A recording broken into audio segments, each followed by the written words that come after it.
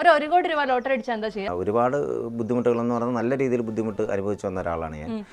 നല്ല രീതിയിൽ ഫൈറ്റ് ചെയ്തിട്ടുമാണ് ഇവിടം വരെ എത്തിയത്, ഞങ്ങളുടെ ഫീൽഡിൽ തന്നെ. ചേട്ടൻ വാങ്ങിച്ച ഏറ്റവും വില കൂടിയ ഒരു സാധനം എന്താ? സ്വയം വാങ്ങിച്ച. എന്റെ ചേട്ടൻ ഇതെല്ലാം ഒറ്റ ശാസ്തി പറഞ്ഞു കഴിഞ്ഞാൽ എനിക്ക് ബാക്കി ചോദിക്കാനൊന്നും ഉണ്ടാവില്ല. ഒരുപാട് ബുദ്ധിമുട്ടുകളെന്ന് പറഞ്ഞാൽ നല്ല രീതിയിൽ ബുദ്ധിമുട്ട് അനുഭവിച്ചു വന്ന ഒരാളാണ് ഞാൻ. നല്ല രീതിയിൽ ഫൈറ്റ് ചെയ്തിട്ടുമാണ് ഇവിടം വരെ എത്തിയത്, ഞങ്ങളുടെ ഫീൽഡിൽ തന്നെ.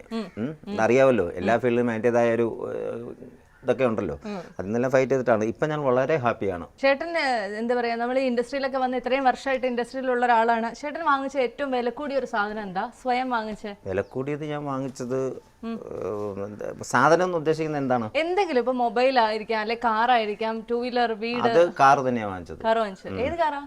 ക്രെറ്റയുടെ കാറാണ് വാങ്ങിച്ചത്. അതുകൊണ്ടാണ് ഇപ്പൊ ലൊക്കേഷനിൽ വന്നേക്കുന്നത്. അപ്പൊ അതിലാണ് വരുന്നത്. എല്ലാ ഒരുമാനപ്പെട്ട അടുത്തൊക്കെ അതിലാണ് പോകുന്നത്. മക്കളൊക്കെ? മക്കൾ 3 പേരാണ്, 2 പെണ്ണും ഒരാണും. മൂത്ത 2 പെൺപിള്ളേരാണ്. 2 പേരെ കെട്ടിച്ച് 2 പേർക്ക് ഓരോ കുട്ടികളായി. ഇളയവൻ ഇപ്പം എഡിറ്റിങ്, മിക്സിങ്, ഗ്രാഫിക്സ് ഒക്കെ പഠിച്ചിട്ട് ഇങ്ങനെ നിൽക്കുന്നു. പിന്നെ വൈഫ് ഹൗസ് വൈഫാണ്. പിന്നെ ഉമ്മ ഉണ്ട് വീട്ടിൽ. ഉമ്മയുടെ പേര് ഐഷ ബീബി, വൈഫിന്റെ പേര് ഫാത്തിമ ബീബി. മൂത്ത മോളുടെ പേര് നാഷ്മി, രണ്ടാമത്തെ നിഷാന, മൂന്നാമത്തെ നാഷി. എന്റെ ചേട്ടൻ ഇതെല്ലാം ഒറ്റ ശാസ്തി പറഞ്ഞു കഴിഞ്ഞാൽ എനിക്ക് ബാക്കി ചോദിക്കാനൊന്നും ഉണ്ടാവില്ല. ശരി, ഞാൻ ഇങ്ങനെ കുറച്ച് എന്താ പറയാ സാങ്കല്പിക ചോദ്യങ്ങളൊക്കെ ചോദിക്കട്ടെ. എങ്ങനെ? സ്വപ്ന ലോകത്തെ ബാലഭാസ്കർ. അതെ അതെ, സ്വപ്ന ലോകത്തെ ബാലഭാസ്കരനായിക്കോ. ഒരു കോടി രൂപ ലോട്ടറി അടിച്ചാൽ എന്താ ചെയ്യാ? കിട്ടിയല്ലോ അത്. കിട്ടിയാൽ എന്ത് ചെയ്യാ? കിട്ടിയാൽ എന്ത് ചെയ്യാൻ? എപ്പോ വെച്ചിരിക്കുന്നതിന്റെ മേളിൽ കൊണ്ട് വെക്കുക, അത്രേ ഉള്ളൂ. ഒരുപാട് കെട്ടുകെട്ടായിട്ട് ബുദ്ധിമുട്ടാണല്ലേ. എന്റെ പൊന്നെ, ഇതൊക്കെ ഈ പബ്ലിസിറ്റി മാത്രമേ ഉള്ളൂ. ഇപ്പൊ ഞാനിപ്പോ എന്റെ ഏറ്റവും വലിയ ഡ്രീമാണ് ഒരു വീടും കൂടെ വെക്കുക എന്നുള്ളത്. ഇപ്പൊ ഞാൻ റെന്റിനാ താമസിക്കുന്നത്. ഒരു വീട് വെക്കുക എന്നുള്ള ആഗ്രഹത്തിൽ തറ കെട്ടിയിട്ട് കഴിഞ്ഞപ്പോഴാണ് ഈ കൊറോണ എന്ന് പറഞ്ഞ രവികളെയും വന്നേച്ച് മൊത്തം തൂത്തുവാരി അങ്ങ് കൊണ്ടുപോയി. അപ്പൊ ആ പരുവത്തിൽ തന്നെ നിൽക്കുക, തറയും അങ്ങനെ തന്നെ നിൽക്കുക.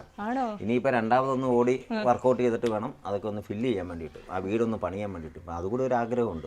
ഒരു ചന്ദ്രനെ പോണോ ചൊവ്വയെ പോണോന്ന് ചോദിച്ചാൽ എന്ത് പറയും ചേട്ടാ? നടപടി ഇല്ലാത്ത കാര്യങ്ങൾ എന്തിനു ചോദിക്കാൻ നിൽക്കുന്നു? ഇമാജിനറി ക്വസ്റ്റ്യൻസ് എന്ന് പറഞ്ഞത്. അങ്ങനെയാണെങ്കിൽ ചന്ദ്രനിൽ പോയ കൊള്ളുന്നൊരു ആഗ്രഹമുണ്ട്.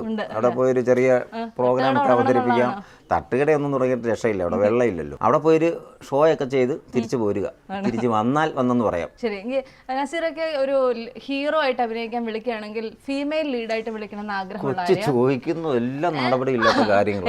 ഇമാജിനറി ക്വസ്റ്റ്യൻ ഞാൻ ആദ്യം പറഞ്ഞു. ഹീറോ ആയിട്ട് ചെയ്യാനായിട്ട് വിളിച്ചാൽ സത്യം പറഞ്ഞാലും പോകും. ഇപ്പൊ ഒരു സംഭവത്തിൽ വിളിച്ചിട്ടുണ്ട്, നായകനായിട്ട് വിളിച്ചിട്ടുണ്ട്. സിനിമ ഇവിടെയല്ല, ദുബായിൽ വെച്ച് ഷൂട്ട് ചെയ്യാൻ വേണ്ടിയിട്ടാണ്. അല്ല, അങ്ങനെയാണെങ്കിൽ ഒരു ഫീമെയിൽ ലീഡായിട്ട് അഭിനയിക്കണമെന്ന് ചേട്ടന് ആഗ്രഹമുള്ള നടി ആരാണ്? ഞാൻ ഹോളിവുഡിൽ നിന്ന് എടുക്കുള്ളൂ.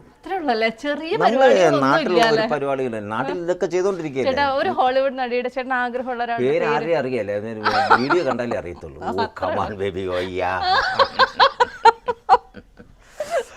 ആദ്യമേ ശരി, ഇതൊന്ന് ഓഫ് ചെയ്ത് വെക്കാം, അല്ലെങ്കിൽ വീട്ടിലെ വരുന്ന വഴിക്ക് മീൻ വല്ലതും കിട്ടുകയാണോ വാങ്ങിച്ചോളം പറയും.